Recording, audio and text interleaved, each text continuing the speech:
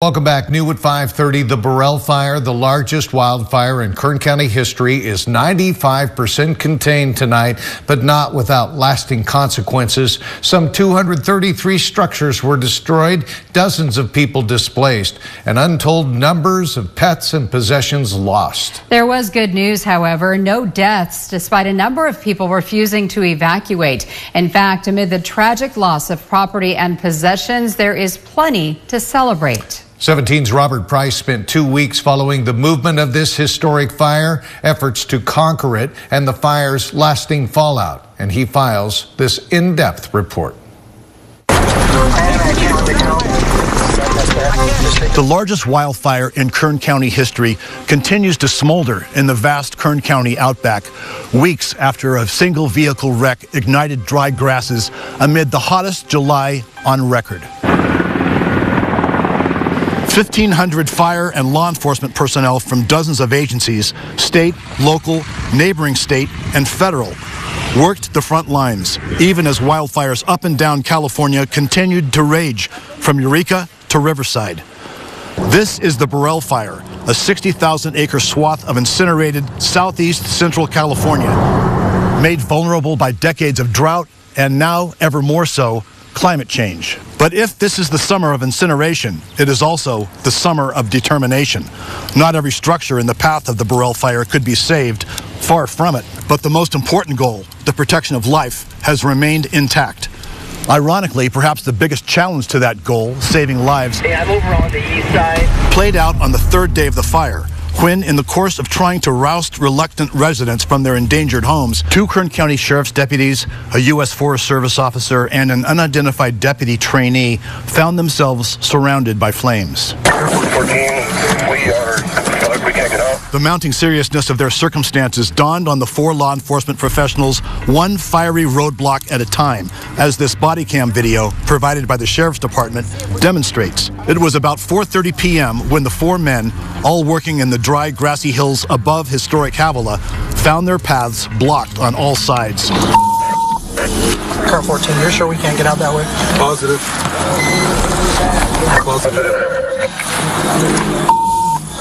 Copy. We're going to turn around and just keep going. One escape route after another was blocked. Patrol on East 25, we're going to be running out of road here, and we're not outrunning the fire. In an extrication operation chronicled in real time by radio traffic monitored by multiple agencies, 2 Kern County Fire Battalion chiefs went in to save them. I know the roads. Cliff Pete, a Walker Basin resident and 20-year county firefighter, coached the battalion chiefs up the mountain. He knows those roads well, but knew he wasn't going to be able to get his engine up there, given the conditions. I knew that road was very narrow, and if we met somebody coming the other way, there's no way we'd be able to turn a fire engine around and escape together. And at that point, visibility down on the pavement where I was down to feet. 10 feet or less because of smoke. We couldn't see anything. So the battalion chiefs went up in their much smaller vehicle, a pickup, because they would be able to get in and out faster. Marcus Rodriguez and Luke Roberts pulled away from their normal battalion chief duties to help manage this gargantuan effort, careened along a dirt road toward the stranded men who had radioed in their coordinates from their tenuous position at the end of a remote dirt road. And things were looking more and more dismal for them by the moment. The trapped deputies didn't have much time. Could the Kern County Fire helicopter drop water directly on top of them? A task force pilot, circling some distance away, said it was just not possible. The smoke was too dense. We're unable to fly in that area because we're getting some resources in that system. Could the Sheriff's Air Support Unit drop them a line and pull them out?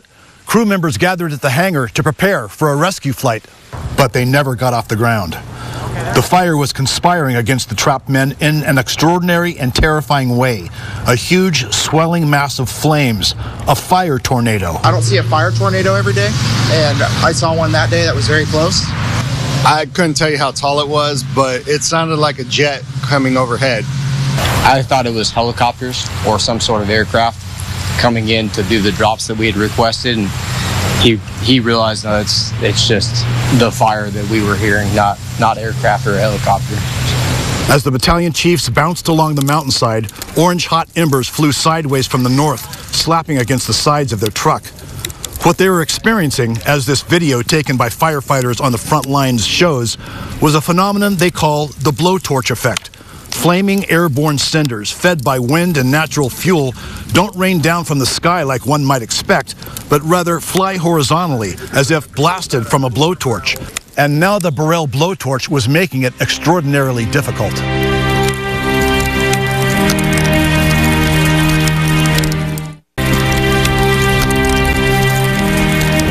I would say probably every person on the strike team, we haven't experienced fire conditions like that. I know I haven't. I don't think Luke has. And Luke's been on fires up here, but it was extreme fire behavior due to the weather. The dirt road was a river of fire, alive with dancing embers. Downed power lines lay across the road, and a power pole rested against the steep shoulder where a dumpster-sized boulder had cracked free from the rocky hillside.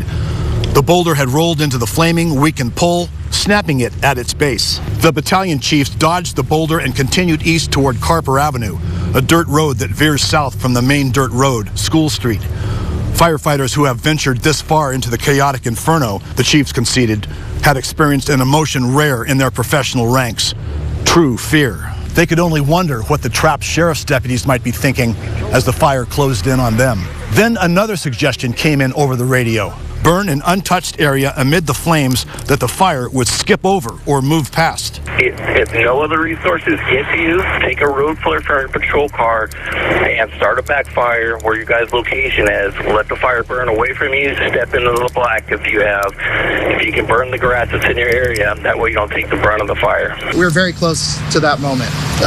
We all had the flares ready and we were about to do it, and luckily, we didn't have to resort to that. That was the last resort. As the fire moved closer, the Forest Service officer pulled out 2 Nomex flame-resistant jackets and 2 blanket-like fire shelters and handed them out. Officer Davis had the 2 fire shelters. I believe they were 2-man shelters, correct? Well, we were going to make them 2-man shelters. they're 1-man shelter, but 2 can fit. Yeah. By this time, the 4 trapped men had driven to a clearing to avoid the rapidly spreading flames, hoping they might be more visible to rescuers, whether on the road or in the air. It had already been a long day for the firefighters.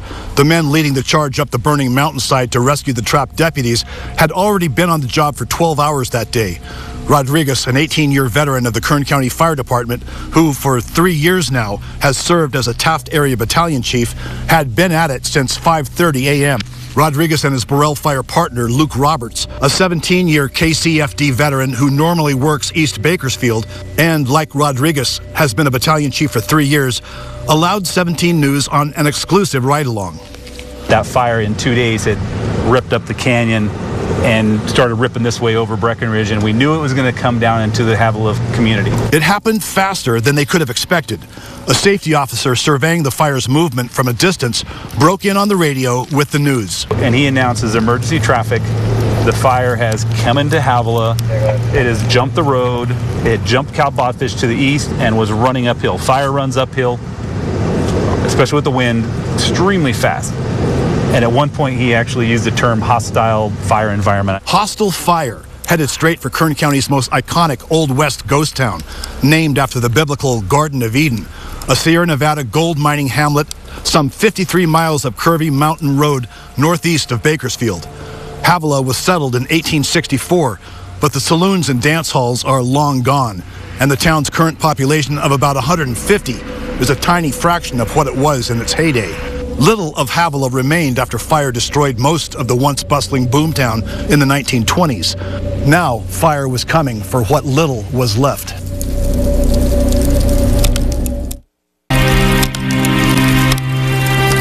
It was just a bad afternoon. It got really hectic and kind of scary really fast. When they got the word, the fire engine strike team, led by Rodriguez and Roberts, was in a safe zone north of Paiute Meadows, a settlement of 30 homes that rings the north rim of Walker Basin. They had essentially saved Paiute Meadows that morning. Most of the structures are still standing because of the work that our guys did in there that day. Now they had a more daunting task: Havilah, with a larger geographic footprint and greater historical significance. So we made a quick decision, along with our boss, to re-rally our engines, pull out of that area. The fire wasn't there yet, and to come into Havilah to see what kind of work we could do.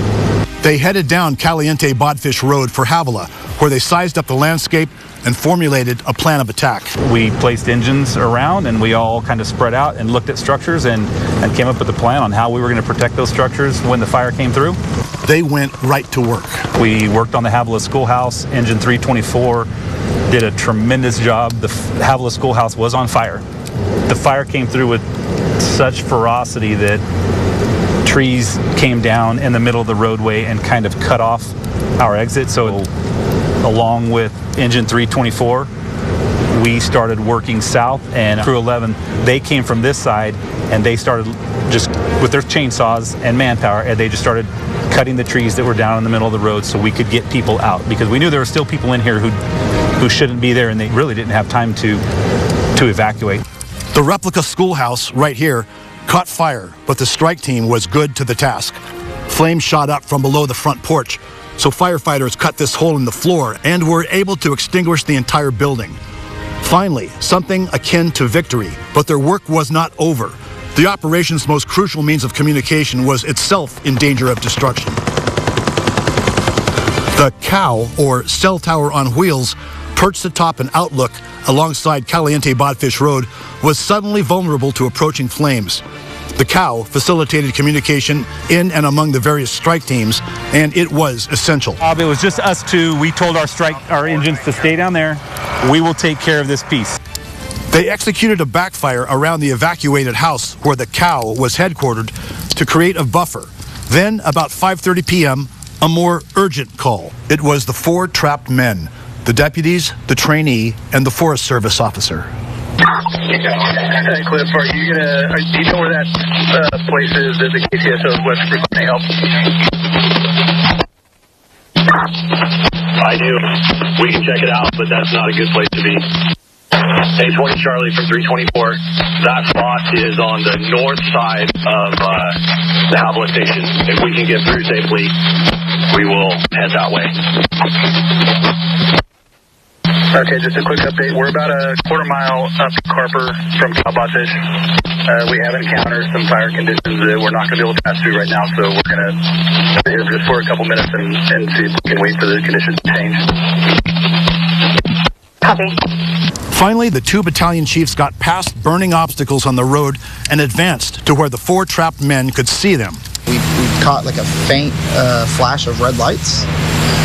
And so at that point, it was kind of a decision that all of us had to agree with.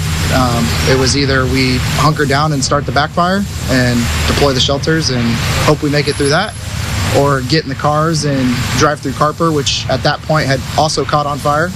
Now they had a route of escape, a narrow, tenuous route of escape. There were several times where we drove through fire on both sides.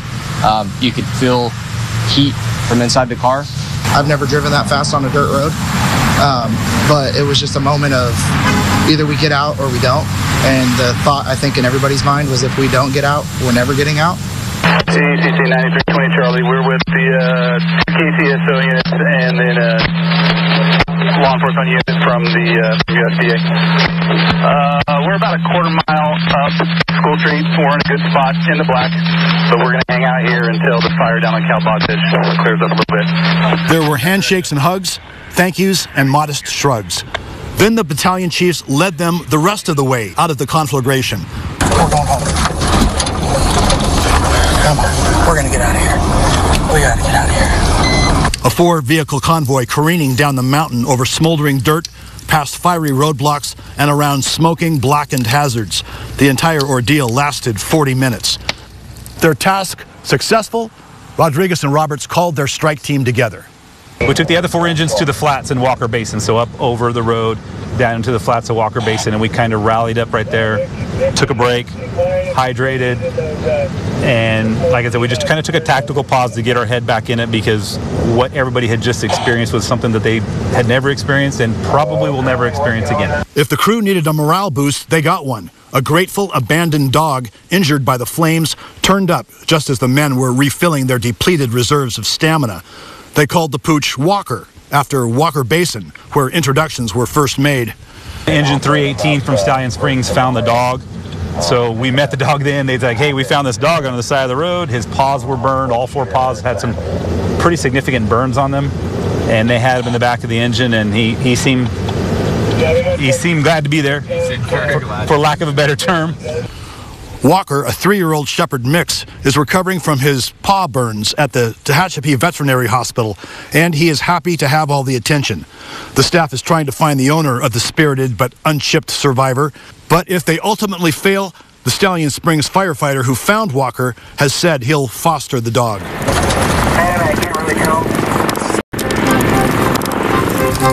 In the days that followed, county firefighters were really able to take inventory of Havilah, what had been destroyed and what little had been spared. Daniel Gonzalez lost everything as the fire raced through Havilah, and he says he has no fire insurance. I got my cats barely out of the house, 3 of them. My other cat got away and went outside, but I know he died because the fire was completely around engulfed. I lost everything, every kind of fire. My antique cars, both my Harleys. And this man's family returned after 10 days of evacuation and didn't know what to expect. We got closer to town, Havilah, and I started seeing everybody else's stuff just gone. My heart sank. 500 feet from my gate, I could see my rooftop. Continue on, and it just walked up, and I started crying, and I just dropped on my knees, and I was just in tears. We lost our house we just bought. We lost that. We lost, our main building. We lost a lot of our animal pens. We lost some of our animals. It was not good. Sorry. A stoic but presumably grateful bull named Curly, his broad white face yellowed with grime and soot, dined on newly delivered freshly cut hay in the shade of a cluster of scorched trees not 100 feet from a burned out sedan. The bull's fate is uncertain, with serious burns on his underside. A melted metal shed stood in stark contrast to an untouched house just a few steps away.